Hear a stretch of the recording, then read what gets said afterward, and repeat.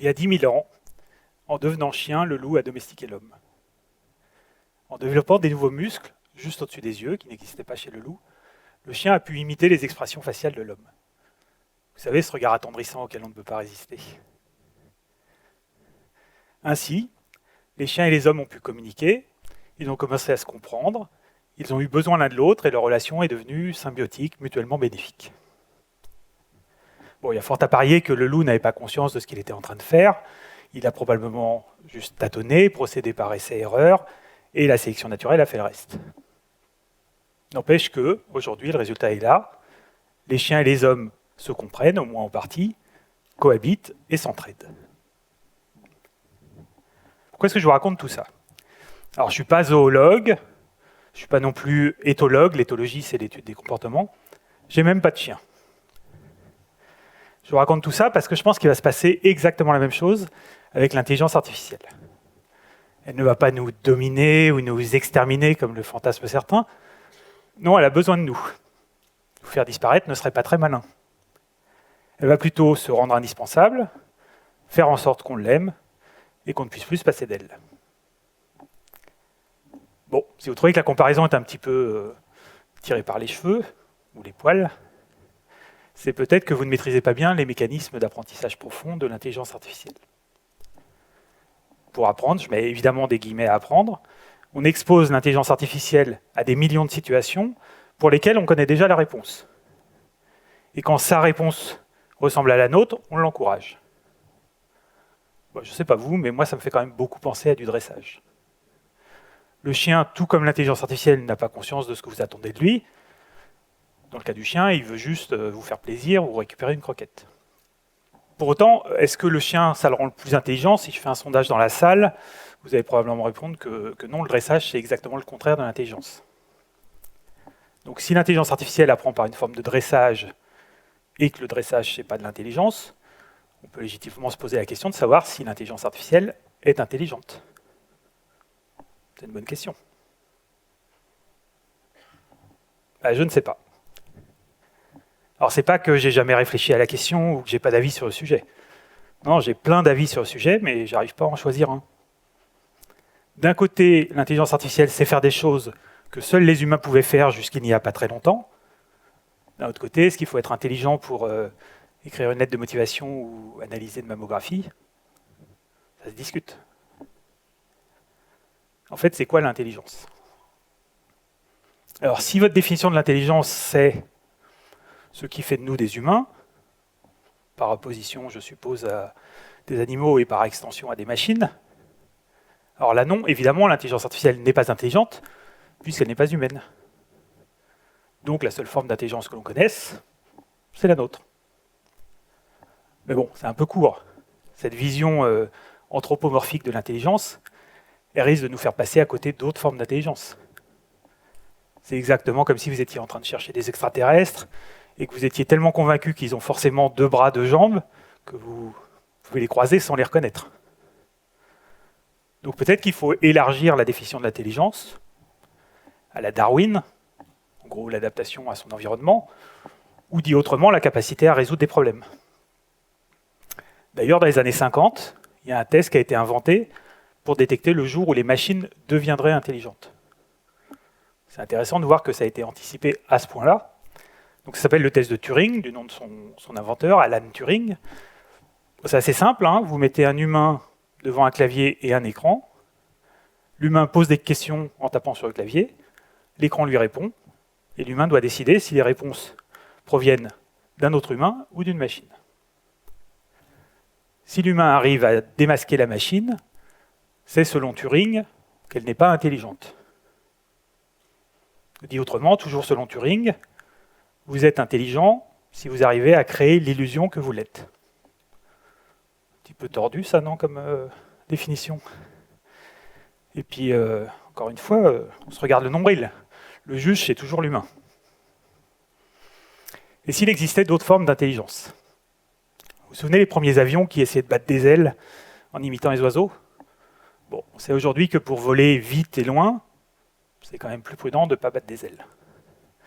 Donc peut-être qu'il existe des formes d'intelligence qui ne ressemblent pas à la nôtre, mais qui pour autant sont efficaces, voire supérieurs. Donc c'est décidé, je vais me lancer, je vais trancher, nous allons convenir ensemble ce soir que, oui, l'intelligence artificielle est intelligente, à sa façon. Et alors? Et alors, ça change tout. Ça veut dire qu'elle va être capable de nous remplacer sur des tâches cognitives, des tâches intellectuelles, si vous préférez, et ça, c'est très nouveau. Que la technologie assiste ou remplace des humains, c'est très ancien, c'est aussi vieux que la technologie, mais c'était beaucoup des emplois peu qualifiés, c'était beaucoup à travers la force physique et donc la mécanisation. Bon, si je mets une moissonneuse-batteuse dans un champ, effectivement, je vais remplacer une centaine d'ouvriers agricoles, mais encore une fois, ce n'est pas des emplois très qualifiés. Je peux prendre des exemples comme ça dans absolument tous les secteurs. Bon, si je prends, je sais pas, le transport, ça fait plusieurs années qu'il n'y a plus de gardiens dans les phares, qu'ils ont été remplacés par des systèmes électroniques. La grande majorité des agents de la circulation ont été remplacés par des feux rouges. Il y a de moins en moins de gardes-barrières en France, bientôt tous remplacés par des passages à niveau automatiques. Et le petit badge que vous collez sur votre pare-brise, c'est la garantie qu'il n'y aura plus jamais d'humains dans les cabines de péage d'autoroute. Donc ça, ce n'est pas du tout nouveau. Ce qui est très nouveau, c'est qu'avec l'intelligence artificielle, on va remplacer des emplois qualifiés, des emplois de pilotes, de juges, de médecins. Alors remplacer ou changer radicalement la nature du métier. Ce qui revient au même, hein, on garde le même nom, mais ce n'est plus le même métier. Alors soit, peut-être que vous êtes horrifié par l'idée de vous faire soigner par une machine. Mais bon, écoutez ces deux scénarios. Scénario numéro 1, un désert médical, 24 heures d'attente aux urgences, pour être examiné par un interne, par définition inexpérimenté, qui éventuellement ne parle pas la même langue que vous, et n'a pas dormi depuis 36 heures. Scénario numéro 2, une machine, toujours reposée, à votre disposition, qui a accès à l'intégralité des diagnostics de toutes les maladies connues, y compris les plus rares, et tous les traitements associés. Je ne sais pas vous, mais moi je choisis la machine.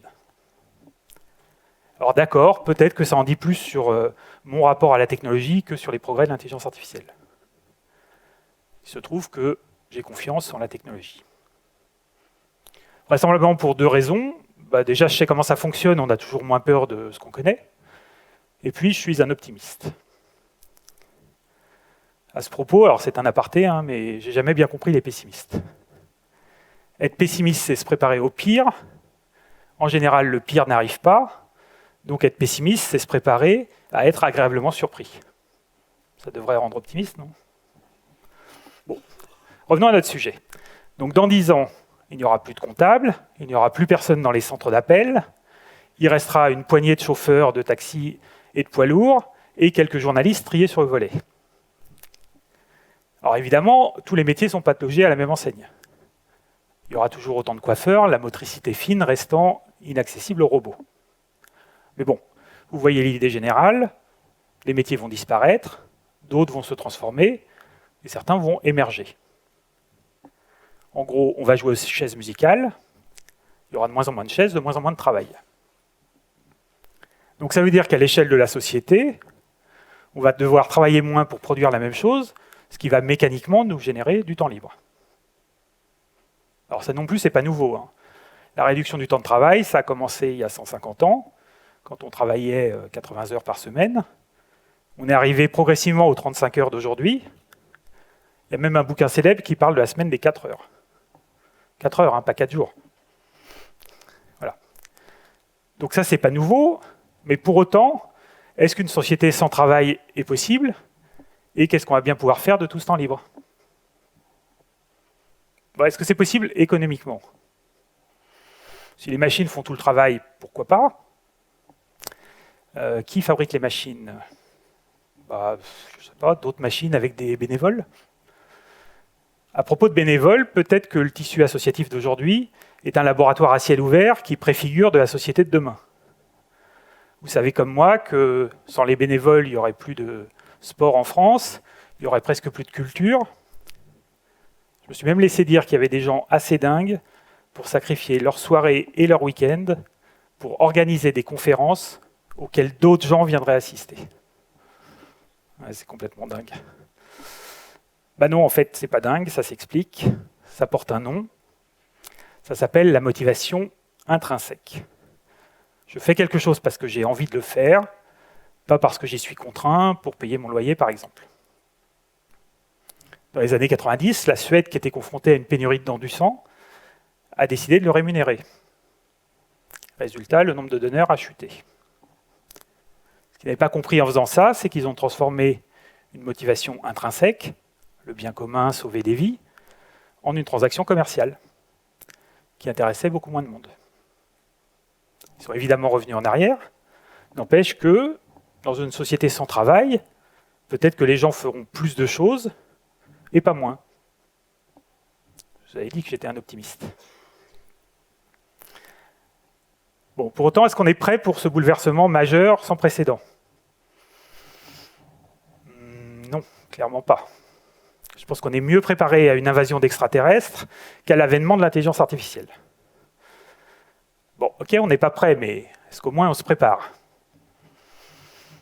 Ah si, pardon, j'ai failli oublier. On se prépare, on va travailler 2 ans de plus. 10 fois moins, mais 2 ans de plus. Cherchez l'erreur. Alors évidemment, c'est pas simple de se préparer. Déjà, il faut une prise de conscience. Si c'est comme le réchauffement climatique, ça risque d'arriver, mais avec 30 ans de retard. Et puis, il faut quand même pas mal d'imagination pour se projeter sur un phénomène totalement inédit, d'une ampleur sans précédent. N'empêche qu'il y aurait des choses à faire, d'urgence. Je pense notamment à la réforme de notre modèle pédagogique. Il ne va plus falloir apprendre des métiers, il va falloir apprendre à acquérir des compétences, et ce, tout au long de sa vie. Bon, même l'optimiste que je suis sait que réformer l'éducation, c'est tout sauf simple. Mais comme je suis aussi un pragmatique, j'ai un plan. Ma stratégie est la suivante: réformer en priorité les études longues. La logique est assez simple. Plus vos études sont longues, plus le monde du travail dans lequel vous allez arriver sera différent du monde du travail que l'on connaît aujourd'hui. Donc, si je reviens à mon médecin de tout à l'heure, les études longues par excellence, est-ce qu'il faut continuer à sélectionner les étudiants en médecine sur leur capacité de travail et leur capacité à apprendre des choses par cœur? Ça paraît un peu futile quand on sait que dans ce domaine, la machine fera toujours mieux que nous. Peut-être que le médecin du futur, ce sera plutôt un traducteur entre la technologie et le patient, entre la machine et l'humain. Dans ce contexte-là, des capacités de mémorisation, ce n'est pas essentiel. Et peut-être que le plus important, ça devient l'empathie. Est-ce que l'empathie, c'est inné? Je ne vois pas pourquoi ça le serait. Est-ce qu'on enseigne l'empathie pendant les études de médecine? Pas que je sache. Donc clairement, il va falloir changer le contenu des études, mais il va aussi falloir changer le format des études. Ce sera plus « j'apprends et je mets en application lorsque je travaille », mais ce sera « j'apprends toute ma vie, guidé par l'intelligence artificielle ». L'intelligence artificielle qui est une formidable opportunité pédagogique, puisque c'est la capacité à démocratiser le cours particulier, c'est mettre un précepteur derrière chaque élève, avec un contenu tellement riche, tellement personnalisé et tellement ludique, que l'enseignement va devenir un loisir comme un autre. Donc, avec tout le temps que vous aura libéré l'intelligence artificielle, vous allez consommer plus de contenu éducatif, plus de contenu culturel, plus de contenu récréatif, contenus qui auront été créés ou aidés à créer par de l'intelligence artificielle. La boucle est bouclée. Merci.